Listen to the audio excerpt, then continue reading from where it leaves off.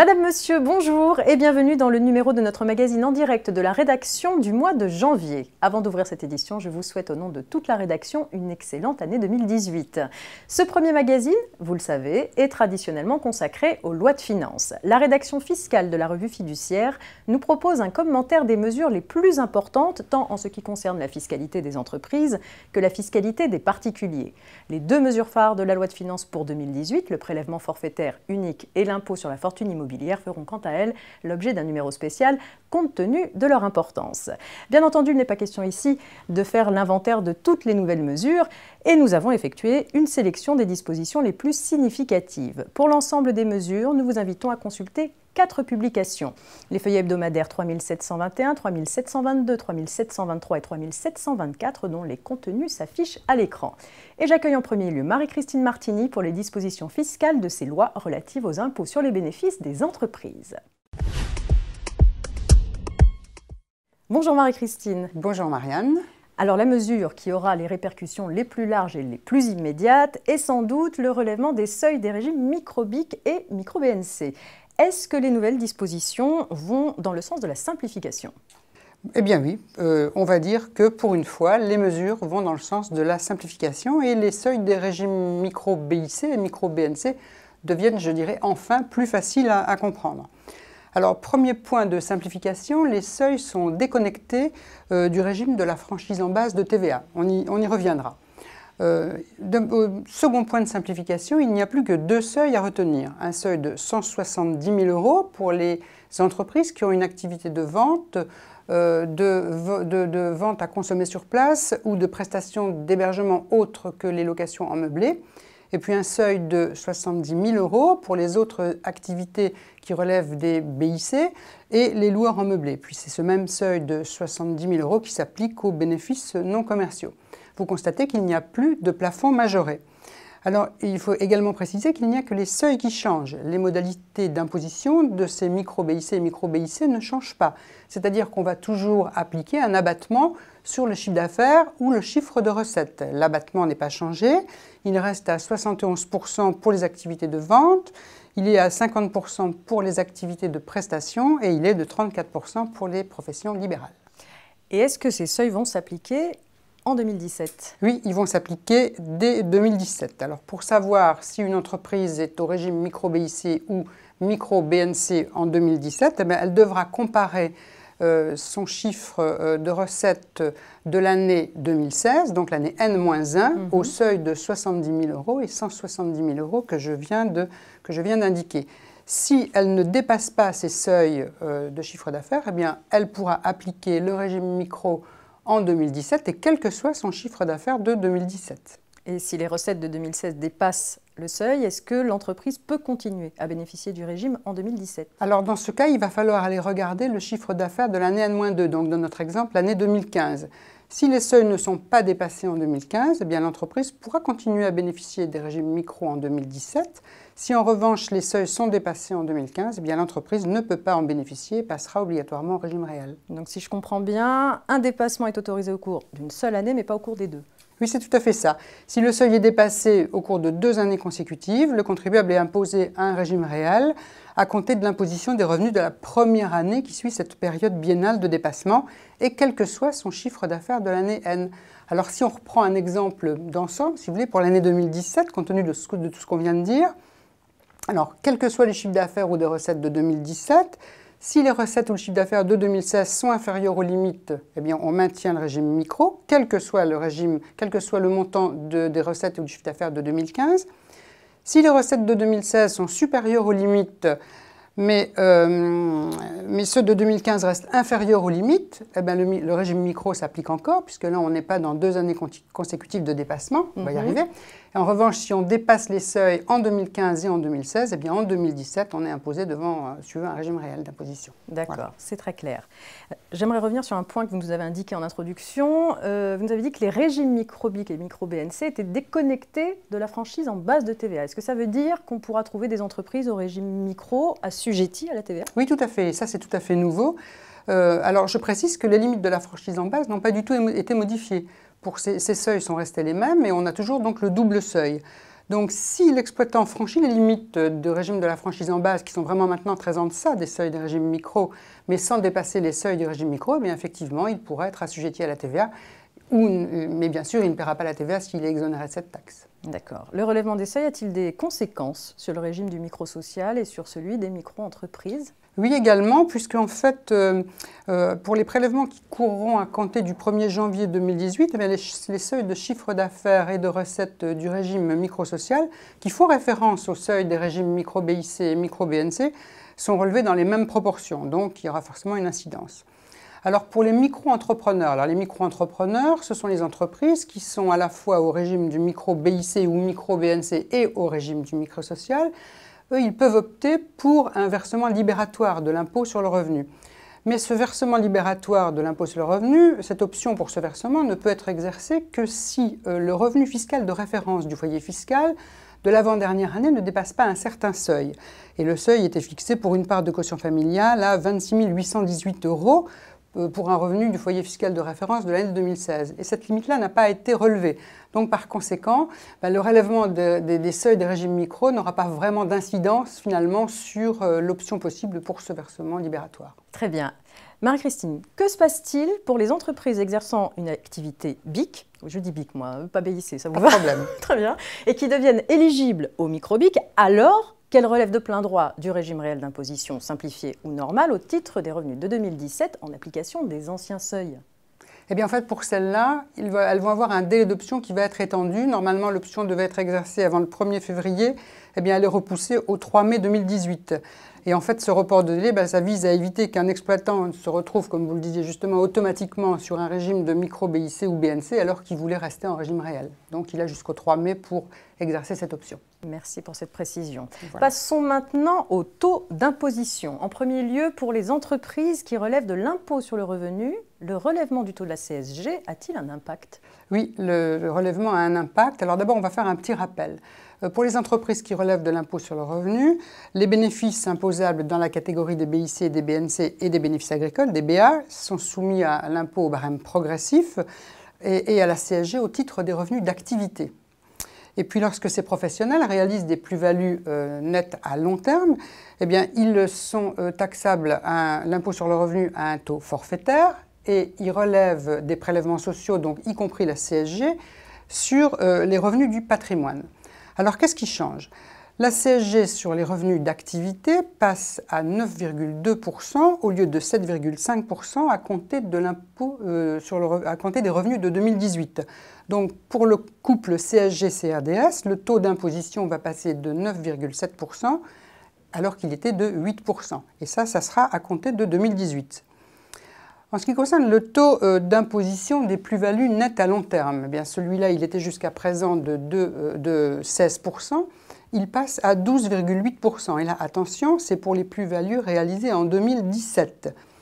De la même manière, les prélèvements sociaux sur les revenus du patrimoine augmentent pour les revenus de 2017 et ils passent de 15,5% à 17,2%.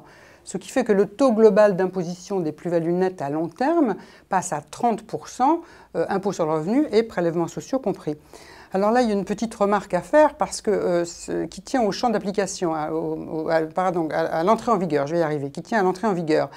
Pour une plus-value qui a été réalisée en 2017 et qui comporte une fraction à court terme et une fraction à long terme, eh bien, la fraction à court terme, elle est comprise dans le bénéfice imposable qui est soumise à la CSG au titre des revenus d'activité. Donc elle sera imposée à l'ancien taux, 8%.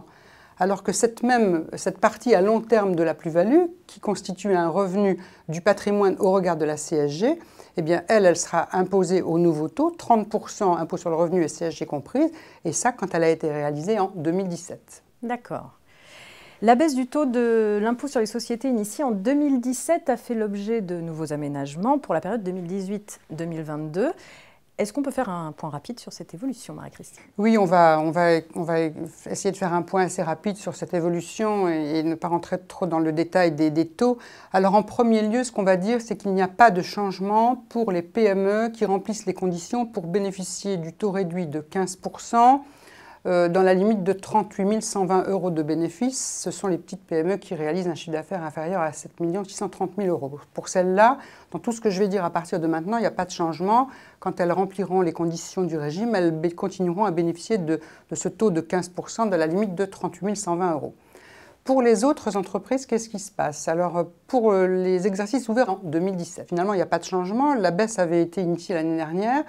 Alors, on va distinguer une autre catégorie de petites entreprises, la PME au sens de la définition communautaire. Ce n'est pas la même que celle dont je viens de vous parler. D'accord. Alors, cette PME communautaire, eh bien, c'est celle dont l'effectif est inférieur à 250 personnes et qui réalise un chiffre d'affaires ou un total de bilan qui n'excède pas respectivement 50 millions d'euros ou 43 millions d'euros. Bien, pour cette PME-là, eh bien, le taux d'imposition va être de 28% pour la fraction du bénéfice comprise entre 38 120 si elle bénéficie du taux de la PME 15%, et 75 000 €. Et au-delà de 75 000 €, eh bien, c'est le taux de 33,1% qui s'applique. Donc là, il n'y a aucun changement en fait. Alors, les vrais changements concernent les exercices ouverts à partir de 2018. Là, la baisse concerne toutes les entreprises et là, on oublie la définition de la PME au sens communautaire. On garde en revanche la définition de la PME qui peut bénéficier du taux de 15% dans la limite de 38 120 €. Alors, pour les exercices ouverts en 2018, eh bien, le taux d'imposition à l'impôt sur les sociétés, c'est 28% à hauteur de 500 000 € de bénéfices, et puis au-delà, c'est 33,1%. Et puis, on va continuer comme ça à la baisse jusqu'en 2019. Pour les exercices ouverts en 2019, le taux passe à 28% à hauteur de 500 000 €, puis il baisse à 31% au-delà de 500 000 €. Et puis en 2020, c'est très simple, là pour le coup il n'y a qu'un seul taux, c'est 28%, en 2021 un seul taux 26,5%, en 2022 25%. Merci pour ce point détaillé. Est-ce qu'il y a d'autres précisions à apporter concernant le taux de l'IS? Oui, on va apporter quelques précisions rapidement. Bon, premièrement, et tout le monde le sait, c'est la suppression de la contribution de 3% sur les dividendes. Alors cette contribution-là, bien, elle a été, enfin, il y a deux autres contributions qui ont été instaurées à la place de cette contribution pour des raisons budgétaires, mais ces contributions ne concernent que les très grandes entreprises dont le chiffre d'affaires est supérieur à 1 milliard d'euros. Donc ça, on ne va pas développer ce point ici. Autre évolution concernant les taux d'imposition, il existe un régime spécial de taxation à 19% des plus-values de cession d'immeubles qui sont réalisées par les entreprises soumises à l'impôt sur les sociétés lorsqu'elles cèdent des immeubles à l'occasion de la transformation de leurs locaux d'exploitation en locaux d'habitation. Eh bien, ce régime qui était temporaire est reconduit pour une durée de 3 années, puis surtout il est aménagé pour les cessions qui interviendront à compter de 2018. Il est notamment étendu aux cessions de terrains à bâtir, mais à condition qu'il y ait derrière un engagement de construction. Les locaux devront être situés dans certaines zones. Et puis enfin, parmi les entreprises cessionnaires, on a ajouté les sociétés civiles de construction-vente. Voilà pour les taux. Merci. On va passer maintenant à un autre sujet d'un intérêt pratique. Il s'agit du prêt de main-d'œuvre. Sur ce point, les règles du droit du travail ont évolué. Sous certaines conditions prévues par l'article L 8243-3 du Code du travail, l'entreprise prêteuse peut ne facturer à l'entreprise utilisatrice qu'une partie des charges sociales et des salaires. Si ce cadre légal est respecté, des mesures fiscales ont été instituées. Est-ce que vous pouvez nous les expliquer, Marie-Christine? Bien sûr. Alors la mesure permet en effet à l'entreprise prêteuse de refacturer partiellement le coût de la main-d'œuvre qu'elle met à la disposition d'une autre entreprise. Et en fait, cette mesure lui permet d'éviter, en cas de contrôle fiscal, de tomber sous le coup d'un acte anormal de gestion et de se voir faire réintégrer dans ses résultats imposables finalement les salaires correspondant au personnel mis à la disposition d'une autre entreprise. Alors donc l'entreprise qui met à la disposition d'une autre entreprise va pouvoir des salariés va donc pouvoir déduire les salaires et les charges sociales qui se rapportent à cette main-d'œuvre, et ce à compter de 2018. Alors il faut sur ce point attirer l'attention sur deux points particuliers. D'abord, les conditions du Code du travail sont très strictes. Côté entreprise prêteuse, la mesure vise les entreprises qui ont au moins 5 000 salariés. Et côté entreprise utilisatrice, il s'agit des jeunes entreprises qui ont moins de 8 ans d'existence au moment de la mise à disposition des salariés et qui ont au maximum 250 salariés. Et puis la deuxième restriction à surveiller, c'est que la mesure est placée sous l'encadrement communautaire des aides de minimis pour la part qui excède la refacturation. Alors cet encadrement communautaire ne concerne a priori que l'entreprise prêteuse, là l'administration devra nous le préciser.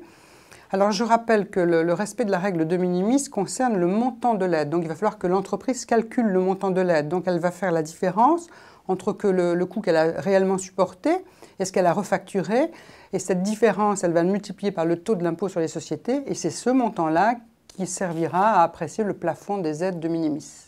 Très bien. On passe maintenant aux réformes fiscales qui intéressent les groupes. Rapidement, avant d'aborder les évolutions du régime des fusions, il faut indiquer que le dispositif de limitation des charges financières, dénommé amendement Carrez, a finalement été maintenu. Quelles sont en définitive les modifications apportées au régime pour le rendre euro-compatible ? Oui, vous avez raison de le rappeler, le régime devait être supprimé. En tout cas, c'est ce que prévoyait le projet initial de loi de finances. Donc, pour rappel, ce dispositif encadre la possibilité de déduire des charges financières relatives à l'acquisition de titres de participation lorsque l'entreprise n'est pas en mesure de démontrer que le pouvoir de décision sur les titres acquis ou le contrôle de la société cible ne sont pas exercés à partir de la France. Et finalement, le dispositif, au terme des débats parlementaires, a été maintenu, mais simplement il a été légèrement amendé pour le rendre euro-compatible, selon l'expression consacrée. Et donc, pour éviter ce contentieux européen, on assimile à une entreprise établie en France, une entreprise qui a son siège dans l'Union européenne ou qui a son siège dans un État de l'espace économique européen qui a signé avec la France une convention d'assistance administrative en vue de lutter contre la fraude et l'évasion fiscale. Et donc, cette mesure s'applique à compter des exercices clos le 31 décembre 2017. Merci pour cette précision, Marie-Christine. Passons maintenant aux importantes modifications apportées au régime des fusions et des apports partiels d'actifs. Pouvez-vous nous dire sur quel point portent les changements ? Oui, bien sûr. Alors, l'article 23 de la deuxième loi de finances rectificative pour 2017 rend la législation française compatible avec le droit de l'Union européenne et revoit en fait l'ensemble du régime à la lumière de la directive fusion. Alors, pour les opérations transfrontalières, l'agrément est remplacé par une déclaration spéciale. La clause générale anti-abus de la directive fusion est transposée dans le Code général des impôts. Et des assouplissements assez importants, pratiques, sont apportés au régime des apports partiels d'actifs et des scissions. Toutes ces nouvelles règles vont s'appliquer aux opérations de fusion, scission et apports partiels d'actifs réalisés à compter du 1er janvier 2018 et aux apports attributions de titres représentatifs d'apports partiels d'actifs réalisés également à compter du 1er janvier 2018. Intéressons-nous à la clause générale anti-abus. Quelle est sa portée ? Alors la clause anti-abus, elle est insérée à l'article 210.0a du Code général des impôts. Alors cette place-là est importante parce que cet article donne la définition des opérations de fusion, scission et apport partiel d'actifs qui ouvrent droit au régime de faveur des fusions. Cela dit au passage, la définition des apports partiels d'actifs qui ne figurait pas dans cet article a été insérée dans cet article par la loi de finances rectificative, mais sans changement sur le fond. Alors, selon cette clause anti-abus, sont exclus des régimes de faveur un certain nombre d'opérations qui ont pour objectif principal, ou comme un de leurs objectifs principaux, la fraude ou l'évasion fiscale. Alors, cette clause anti-abus, elle est très large et elle ne concerne pas seulement le régime des fusions, des scissions et des apports partiels d'actifs. Elle est beaucoup plus large. Alors, je ne vais pas faire ici l'inventaire de toutes les mesures qui sont visées par la clause anti-abus. Ça serait vraiment très fastidieux. Et là, je vous invite à vous reporter à la liste exhaustive que nous avons dressée dans notre publication. Simplement, ce qu'on peut dire en substance, c'est que cette clause anti-abus, elle va concerner tous les régimes de faveur qui instituent des reports ou des sursis d'imposition qui sont liés à des opérations de restructuration et des opérations assimilées. Sont également concernés les transferts de créances de report en arrière de déficit de la société absorbée à la société absorbante, le régime d'intégration fiscale et puis le taux d'impôt sur les sociétés à 19% sur les cessions d'immeubles à transformer en logement dont on a parlé précédemment. Est-ce que la clause anti-abus se traduit par plus de risques pour les entreprises ? C'est une question, je ne peux pas vous répondre par oui ou par non. En fait, ce que je peux dire sur cette question-là, c'est que en fait, déjà, la clause anti-abus, c'est une présomption simple. L'opération va être présumée comme ayant pour objectif principal la fraude ou l'évasion fiscale lorsqu'elle n'est pas effectuée pour des motifs économiques valables. Et la restructuration ou la rationalisation des activités des sociétés qui participent à l'opération ne seront pas des motifs économiques valables. Alors, puisqu'il s'agit d'une présomption simple, l'entreprise pourra apporter la preuve contraire. Donc, elle a intérêt à veiller à conserver une documentation de l'opération dès qu'elle se passe pour pouvoir, le moment venu, présenter cette documentation et fournir des arguments à l'administration fiscale en cas de contrôle. Et puis le motif économique de l'opération sera apprécié a posteriori par les services de contrôle. Et là, on va espérer que les vérificateurs fiscaux feront preuve de pragmatisme. Le deuxième point qui peut être soulevé pour répondre à votre question sur le risque, c'est que une procédure de rescrit a été instituée. Donc, finalement, si l'entreprise fait une opération qui lui paraît limite, en fait, elle va pouvoir avoir recours à cette procédure, c'est-à-dire qu'elle va pouvoir interroger préalablement l'administration en lui exposant la situation et en lui demandant si son opération tombe ou pas sous le coup de la clause anti-abus. Elle sera complètement rassurée, la réponse engagera l'administration, et si l'administration ne répond pas pendant un délai de 6 mois, son accord est considéré comme tacite. D'accord. D'accord. Alors, autre changement important, dans le cadre de la mise en conformité avec la directive fusion, l'agrément exigé pour les apports faits à des personnes morales étrangères par des personnes morales françaises est supprimé. Dans quelles conditions ces opérations pourront-elles à présent bénéficier du régime de faveur ? Alors, les fusions, scissions et apports partiels d'actifs d'une branche complète d'activité qui seront réalisées au profit de personnes morales étrangères vont relever automatiquement du régime spécial, à condition que les éléments d'actifs et de passifs qui sont apportés soient effectivement rattachés à un établissement stable de la personne morale étrangère implantée en France.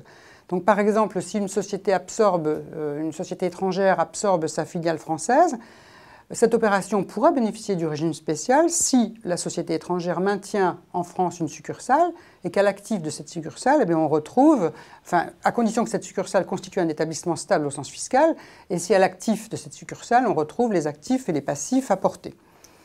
On va signaler que les apports de participation, bien qu'ils ne soient pas visés par le texte, vont également bénéficier de cette dispense d'agrément.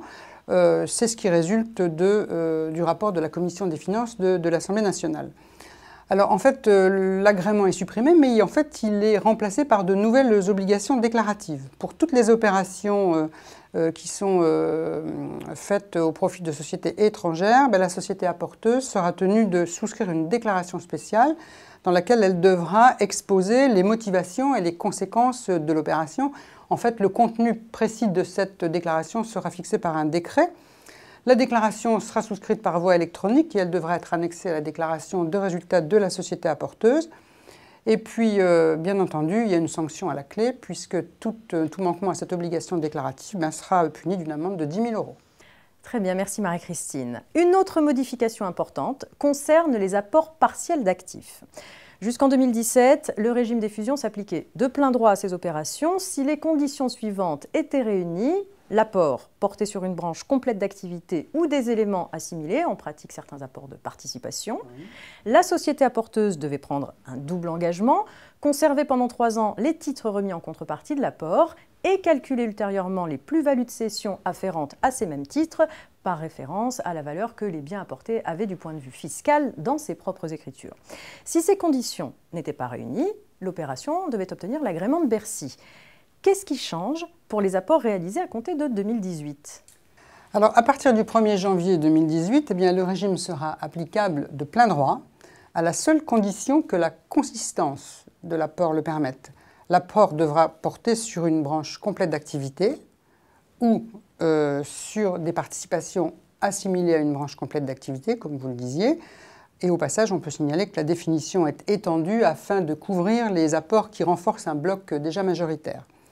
Alors la condition de conservation des titres, l'obligation de conservation des titres pendant 3 ans est supprimée et la société apporteuse n'a plus besoin de prendre un tel engagement, ce qui constitue en fait pour elle un réel assouplissement. Et cette suppression se justifie en fait par l'introduction de la clause générale anti-abus, puisque l'administration pourra exercer son contrôle via cette clause. Par ailleurs, la condition relative au calcul des plus-values futures que vous avez énoncée, elle n'est plus considérée comme une véritable condition, mais elle est introduite dans une autre partie du CGI comme une modalité de calcul de la plus-value. Et pour les apports qui ne portent pas sur une branche complète d'activité et qui ne pourront donc pas être placés de plein droit sous le régime de faveur, est-ce que la procédure d'agrément est maintenue? Oui, la procédure d'agrément est maintenue pour ces opérations-là, donc pour ces apports de branches d'activité incomplètes, si on veut dire ça un petit peu en résumé. Les conditions de l'agrément ont au passage été légèrement modifiées. Pour être agréée, l'opération devra être justifiée par un motif économique, se traduisant, je cite, par l'exercice par la société bénéficiaire de l'apport d'une activité autonome ou l'amélioration des structures, ainsi que par une association entre les parties. Et en fait, pour ces opérations qui sont réalisées à partir du 1er janvier 2018, eh bien, une telle association entre les parties, elle va être subordonnée à la formalisation d'un engagement de conservation des titres pendant 3 ans. Et donc, cette association, eh bien, cette condition, je veux dire, de conservation triennale des titres, en fait, elle est réintroduite pour les opérations qui sont soumises à agrément. La seconde condition que vous avez citée faisait référence à l'absence d'objectif principal de fraude ou d'évasion fiscale. Eh bien là, il n'y a plus besoin de cette condition, puisque maintenant, elle est dans la clause anti-abus. Et puis la dernière condition, elle est inchangée. Les modalités d'opération doivent permettre effectivement d'assurer l'imposition des plus-values futures qui ont été mises en sursis d'imposition. Et est-ce que ces changements ont été transposés au régime des scissions? Alors, comme pour les apports partiels de branches complètes d'activité, effectivement, pour les scissions, la procédure d'agrément est supprimée. Pour les scissions d'entreprises qui comportent au moins 2 branches d'activité, lorsque chacune des sociétés bénéficiaires reçoit au moins une de ces branches, il n'y a pas de changement ici. En l'absence d'apport de branches d'activité, comme dans le régime des apports partiels d'actifs, eh bien, il faudra solliciter un agrément préalable dans les mêmes conditions que celles que je viens d'exposer. Donc l'obligation de conservation des titres est maintenue dans ce cas. Il y a une petite particularité au niveau du régime des scissions, c'est que l'engagement de conservation n'est pas exigé de certains actionnaires minoritaires. Cette conservation est maintenue, cet allègement, cet assouplissement est maintenu. Et donc ces minoritaires n'auront pas besoin, même avec le régime d'agrément, de s'engager à conserver les titres. À noter également au passage la suppression de la condition selon laquelle les droits de vote qui sont détenus par les associés qui sont soumis à l'obligation de conservation doivent représenter ensemble 20% au moins du capital de la société scindée à la date d'approbation de la cession. Cette condition-là, on ne la retrouve pas. Voilà. Merci Marie-Christine. Alors, dernière opération à étudier, les apports-attributions.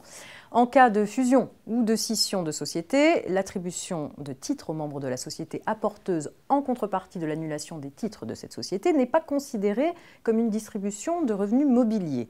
Cette exonération s'appliquait en cas d'apport partiel d'actifs sur agrément lorsque cette attribution a lieu dans le délai de 1 an à compter de l'apport. Est-ce que ces règles ont été aménagées ? Oui, elles ont été aménagées exactement dans le même sens en fait, que le régime des apports partiels d'actifs et des scissions dont on vient de parler. Donc pour les opérations d'apport-attribution qui résultent d'apports partiels d'actifs et qui sont réalisées à partir du 1er janvier 2018 et qui portaient donc sur une branche complète d'activité, bien effectivement, le régime de faveur, donc l'exonération de la distribution sera exonérée sans agrément et sans obligation de conservation. Et puis, il y aura quand même des conditions pour bénéficier de cette exonération. Donc, l'apport devra être placé sous le régime spécial des fusions. La société apporteuse devra disposer au moins d'une branche d'activité complète après la réalisation de l'apport. Et puis, comme auparavant, la répartition des titres devra avoir lieu dans le délai d'1 an à compter de la date de réalisation de l'apport. Les règles anti-abus qui figuraient également auparavant dans les conditions sont supprimées puisqu'on se réfère maintenant à la clause anti-abus générale. D'accord, très bien. Donc si je suis bien la logique de vos explications, si l'apport ne porte pas sur une branche complète d'activité ou si la société apporteuse ne dispose pas d'une branche complète d'activité après l'apport, la société devra solliciter un agrément. Tout à fait. Et la demande d'agrément devra être déposée donc préalablement à la réalisation de l'apport et sera délivrée lorsque les conditions que j'ai exposées précédemment pour les apports partiels d'actifs sont remplies et si l'attribution est justifiée par un motif économique et notamment la fameuse association entre les parties qui devra elle aussi être formalisée dans un engagement de conservation des titres pendant 3 ans à compter de la date de réalisation de l'apport. Donc l'engagement de conservation est donc maintenu également pour les opérations qui donnent lieu à la procédure d'agrément. Et comme pour les scissions, cet engagement ne sera pas exigé des actionnaires minoritaires. Merci infiniment, Marie-Christine, pour ce Merci, point très Marianne. détaillé. Nous allons poursuivre l'examen des mesures fiscales concernant les entreprises avec Claire Garabédian, rédactrice au sein de la rédaction fiscale du groupe Revue Fiduciaire.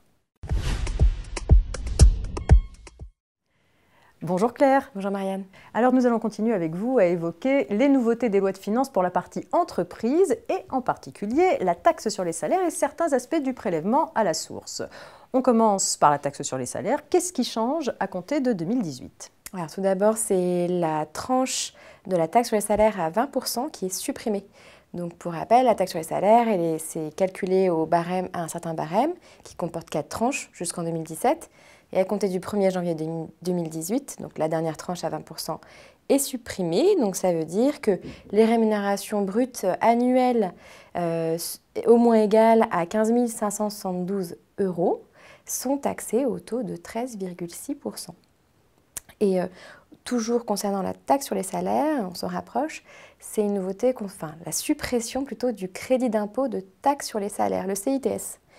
Donc le CITS, pour rappel, ça a été institué au profit des employeurs qui bénéficient des abattements de taxes sur les salaires. En fait, ça a été créé comme un geste auprès du secteur associatif pour un peu équilibrer la donne avec les entreprises privées qui, elles, pouvaient bénéficier du CICE, donc le crédit d'impôt pour la compétitivité et pour l'emploi.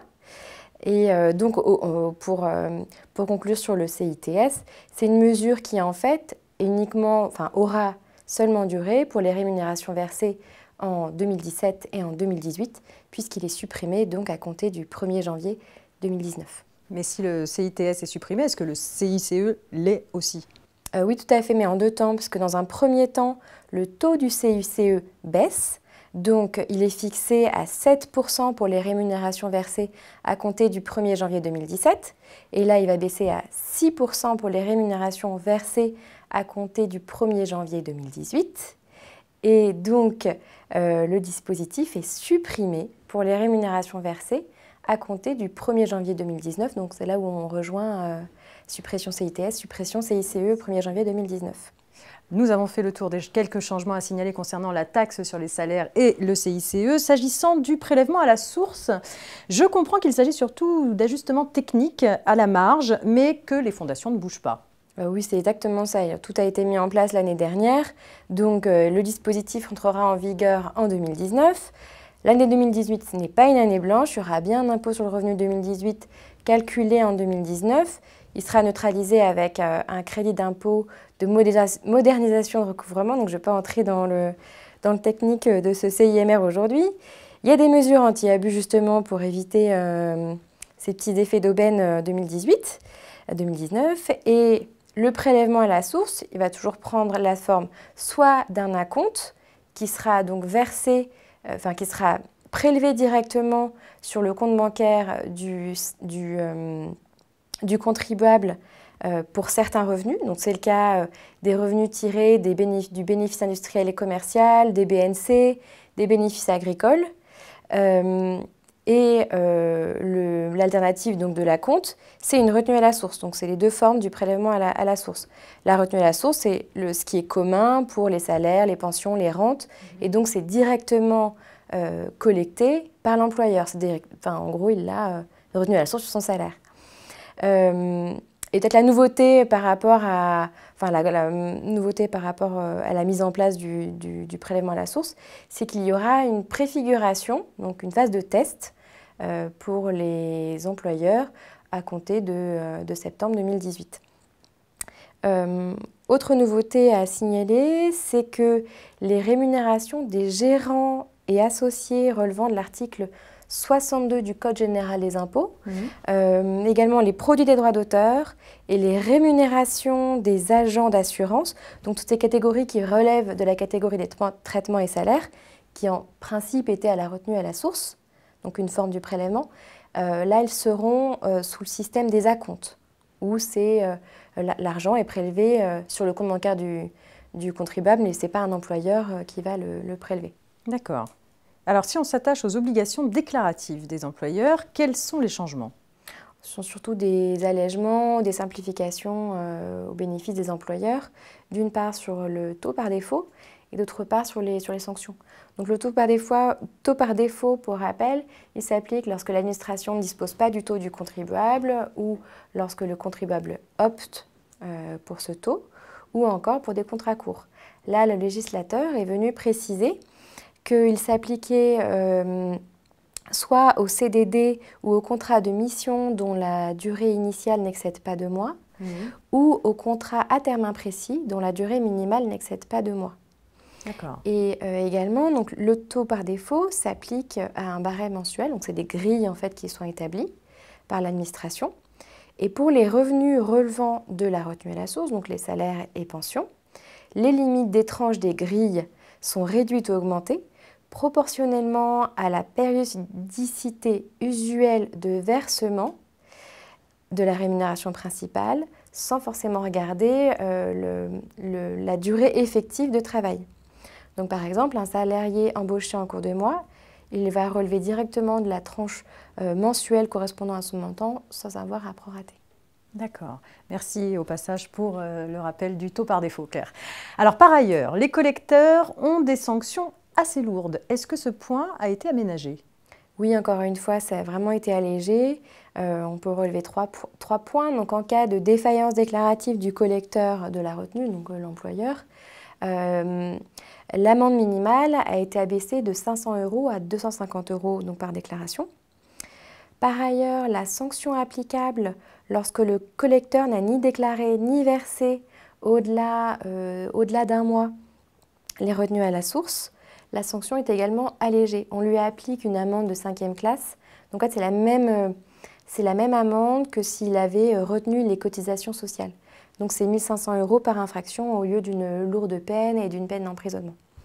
Et enfin, également allègement des sanctions en cas de violation du secret professionnel ou de détournement de l'usage du taux d'imposition.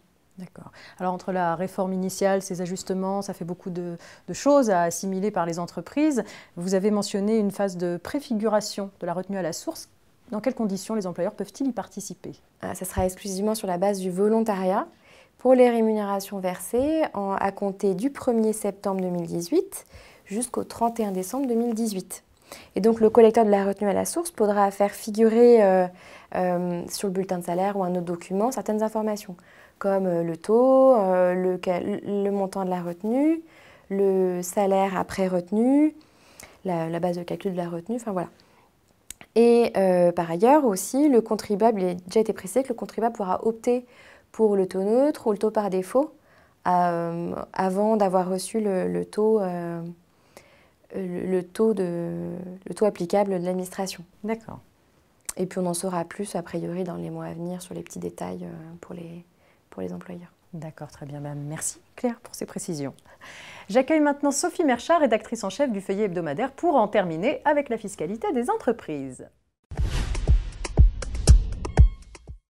Bonjour Sophie. Bonjour Marianne. Alors Sophie, nous allons aborder avec vous les nouvelles obligations en matière de téléprocédure et de prix de transfert et bien entendu la mesure phare sur les impôts locaux des entreprises, le retour du taux de CVAE dans les groupes. On commence par le recours aux téléprocédures. Il devient obligatoire pour 4 nouvelles déclarations entre 2018 et 2020 et c'est le cas notamment de la déclaration 2072 des SCI. Alors l'obligation de télétransmission par l'intermédiaire d'un prestataire extérieur à l'entreprise en mode EDI ou directement en ligne en mode EFI existe déjà pour les plus grosses des SCI non soumises à l'IS, celles qui ont au moins 100 associés et celles qui dépendent de la Direction générale des grandes entreprises. Cette obligation est donc généralisée aux autres SCI non soumises à l'IS.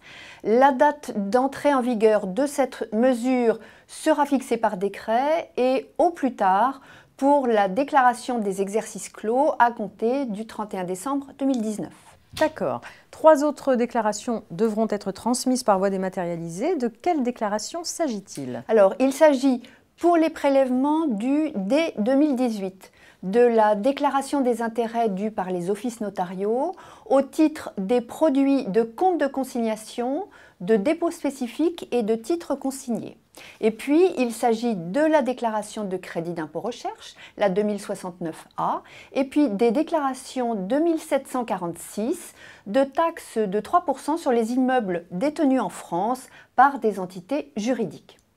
Pour le crédit d'impôt recherche et la taxe de 3%, la date d'entrée en vigueur de l'obligation de télétransmission sera fixée par décret, elle aussi, au plus tard le 1er janvier 2020. Très bien, merci. Alors, le contenu de la documentation relative au prix de transfert est précisé, cette fois, par la loi de finances pour 2018. Il s'agit de la transposition des travaux réalisés au sein de l'OCDE. En effet, c'est le standard international du projet BEPS qui est transposé dans le livre des procédures fiscales. Les nouvelles obligations déclaratives, elles concernent les exercices ouverts à compter du 1er janvier 2018 et les modalités d'application seront fixées par décret. Comme précédemment, la documentation comporte 2 niveaux d'information, mais elle est renforcée et la liste de ces informations est beaucoup plus précise. Je vous renvoie à cet effet au tableau que nous avons publié dans notre feuillet hebdomadaire 3724. Pour le détail des informations générales qui sont regroupées dans le fichier principal et puis le détail des informations spécifiques qui sont, elles, regroupées dans le fichier local. Très bien. Alors, dernière grande nouveauté pour les entreprises, vous nous l'aviez d'ailleurs annoncé dans un précédent magazine, Sophie, c'est le retour de la consolidation des chiffres d'affaires pour le taux effectif de la CVAE. Et oui, effectivement, puisque compte tenu de l'impact de l'invalidation par le Conseil constitutionnel du mécanisme de consolidation des chiffres d'affaires pour le calcul du taux de CVAE dans les groupes, il était évident que la réaction législative n'allait pas se faire attendre. Et donc, il n'est plus fait référence à l'option pour le régime de l'intégration fiscale que le Conseil constitutionnel avait jugé non pertinent pour la CVAE.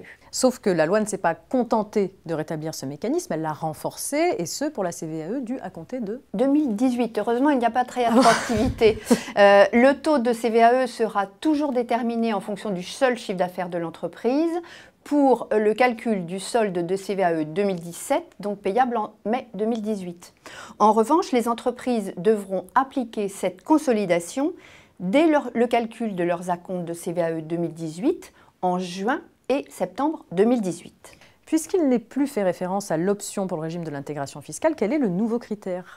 Eh bien, les entreprises membres d'un groupe devront déterminer leur taux de CVAE à partir du chiffre d'affaires cumulé de toutes les entreprises du groupe si elle satisfait aux conditions de détention du capital prévues par le régime de l'intégration fiscale.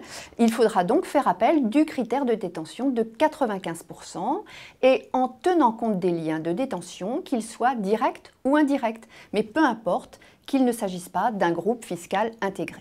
Et en quoi la consolidation est-elle étendue à des entreprises qui y échappaient dans sa version initiale? Il s'agit d'abord des sociétés de personnes qui sont non soumises à l'IS.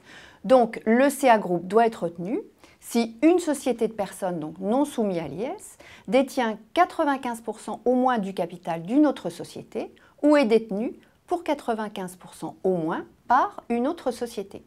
Et puis, deuxième élargissement, il concerne les entreprises françaises qui appartiennent, là encore, directement ou indirectement, à un groupe détenu par une entreprise étrangère, étant précisé que le chiffre d'affaires des entreprises étrangères ne doit pas être pris en compte pour la consolidation. Mais le CA Group doit être retenu par une société établie en France qui détient 95% au moins du capital d'une autre société ou est détenu pour 95% au moins par une autre société, quel que soit par ailleurs le lieu d'établissement des entreprises qui la détiennent, la composition du capital de ces dernières et le régime d'imposition de leurs bénéfices. Je vous renvoie pour ces calculs de groupe aux exemples que nous avons donnés dans le feuillet hebdomadaire 3723. Très bien. Alors après ce long volet consacré à la fiscalité des entreprises, il est temps de passer à la fiscalité des particuliers. C'est avec vous qu'on le fait, Sophie. À côté des grandes nouveautés que sont l'IFI et le PFU, nous allons aborder deux autres points phares de l'année, que sont les conséquences de la hausse du taux de CSG et le nouveau dégrèvement de la taxe d'habitation due pour la résidence principale. Alors, avant d'y revenir, juste un petit mot pour souligner le relèvement temporaire de la réduction d'impôt sur le revenu Madelin, dont le taux passe à 25% pour 2018. Et puis, je vais aussi rapidement signaler les mesures de la loi de finances pour 2018 et de la loi de finances rectificative d'ailleurs pour 2017, qui ont pour objet de proroger un certain nombre de réductions d'impôts ou de crédits d'impôt qui arrivaient à échéance fin 2017. Alors, indépendamment du crédit d'impôt pour la transition énergétique, le CICE, dont nous avons largement évoqué les changements dans le précédent magazine, sont prorogés et souvent aménagés, par exemple, la réduction d'impôt Censi-Bouvard jusque fin 2018, la réduction d'impôt sur le revenu pour souscription au capital de Sofica jusque fin 2020, jusqu'en 2020 aussi le crédit d'impôt pour dépenses d'équipement de l'habitation principale en faveur des personnes âgées ou handicapées, l'encouragement fiscal à l'investissement forestier fin 2020 également, et puis la réduction d'impôt sur le revenu Pinel jusqu'à la fin 2021. Merci pour ces précisions. Alors, nous n'allons pas revenir sur la hausse de la CSG sur les revenus d'activité du patrimoine, évoquée par Marie-Christine Martini, mais sur la déductibilité de la CSG. Que se passe-t-il schématiquement? Alors, chaque fois qu'un revenu va supporter la hausse du taux de CSG, eh bien, la fraction de CSG déductible du revenu catégoriel ou du revenu global va augmenter dans la même proportion. Je vous renvoie à cet effet au tableau de synthèse que nous avons publié dans le feuillet hebdomadaire 37-21. Par exemple, la CSG sur les salaires passe à 9,2% à partir du 1er janvier 2018. Eh bien, elle est déductible du montant brut de la rémunération pour 6,8 points à compter de la même date. Une exception dans le cadre des stocks options et des attributions gratuites d'actions. Il peut arriver que la CSG sur les revenus d'activité soit en fait recouvrée selon les mêmes modalités que la CSG sur les revenus du patrimoine. Il y a un décalage d'un an. Dans ce cas-là, la CSG va être perçue au taux de 9,2% sur l'avis d'imposition des revenus de 2018 que nous allons recevoir en 2019. Eh bien, cette CSG, elle sera déductible pour 6,8 points à compter de l'imposition des revenus de 2019 seulement. Mauvaise surprise pour les revenus du patrimoine, la hausse de la CSG est anticipée et concerne les revenus de 2017. Mais la fraction supplémentaire de CSG déductible est elle-même déductible? Oui, alors je rappelle que la CSG afférente aux revenus d'une année N est déductible des revenus imposables de l'année de son paiement. Donc, l'augmentation de la CSG déductible, sauf exception, s'applique dès l'imposition des revenus de 2018. Simplement, puisque la CSG sur les revenus du patrimoine sera payée en 2018 au taux de 9,9%, eh bien, elle sera déductible pour 6,8 points des revenus de 2018. Ces revenus, en fait, vont de même, oui, la CSG sur les revenus payés en 2018 au taux de 9,9% sur les revenus de placement de 2018 sera déductible du revenu imposable de 2018 pour 6,8%. Mais pour que la CSG soit déductible, encore faut-il que le revenu soit imposé au barème progressif de l'impôt sur le revenu. Que va-t-il se passer pour les revenus de placement 2018 soumis au prélèvement forfaitaire unique? Alors, ces revenus vont supporter l'impôt à 12,8% et les prélèvements sociaux CSG comprises de 17,2%. Donc, la CSG sur ces revenus ne sera pas déductible. Il en sera de même pour les plus-values sur valeurs mobilières et droits sociaux réalisés à partir de 2018. Donc, à compter de l'imposition des revenus de 2019, la seule possibilité qu'aura un contribuable de déduire la CSG afférente à des revenus perçus à compter de 2018 et soumis, ou à des plus-values réalisées à compter de 2018 et soumis au prélèvement forfaitaire unique, résidera dans l'option globale du contribuable pour l'imposition de ses revenus de capitaux mobiliers et de ses plus-values mobilières au barème progressif de l'impôt sur le revenu. Cette question sera bien entendu détaillée par Sophie Delage dans un prochain magazine. Tout à fait. Alors pour terminer, évoquons maintenant la taxe d'habitation. La réduction d'un tiers de la taxe d'habitation en 2018 pour certains ménages constitue la première étape avant sa suppression annoncée dans les 3 ans. Oui, la réforme va monter en puissance effectivement sur les années 2018, 2019 et 2020. Elle prend la forme d'un dégrèvement de taxe d'habitation pour l'habitation principale et concerne les personnes autres que celles qui bénéficient déjà d'une exonération totale. Je pense aux personnes invalides ou à des personnes qui ont de très faibles revenus, par exemple. Pour 2018, le dégrèvement est égal à 30% de la taxe d'habitation pour les contribuables dont le revenu fiscal de référence de l'année précédente n'excède pas certains plafonds. Par exemple, ce plafond est de 27 000 € pour une part de quotient familial, de 43 000 pour 2 parts et de 61 000 € pour 3 parts et demie de quotient familial. Ce revenu fiscal de référence est le même pour la métropole et les DOM. Le dégrèvement est dégressif pour les personnes dont le revenu fiscal de référence est légèrement supérieur à ce plafond. Oui, effectivement, nous avons donné la formule de calcul dans notre feuillet hebdomadaire. Si je repars des plafonds ci-dessus, c'est le cas entre 27 000 et 28 000 € pour une part de quotient familial, entre 43 000 et 45 000 € pour 2 parts, et puis entre 61 000 et 63 000 € pour 3 parts et demie. Là encore, je vous renvoie au tableau et aux exemples que nous avons publiés dans le feuillet hebdomadaire 37-23. Et il est prévu donc que ce dégrèvement monte en puissance en 2019 et en 2020. Par quels moyens? Alors, d'abord, une revalorisation des limites de revenus en fonction de l'inflation. Et puis, il va y avoir une augmentation du taux du dégrèvement qui passe de 30% pour la taxe d'habitation 2018 à 65% pour la taxe d'habitation 2019 et à 100% pour la taxe d'habitation 2020.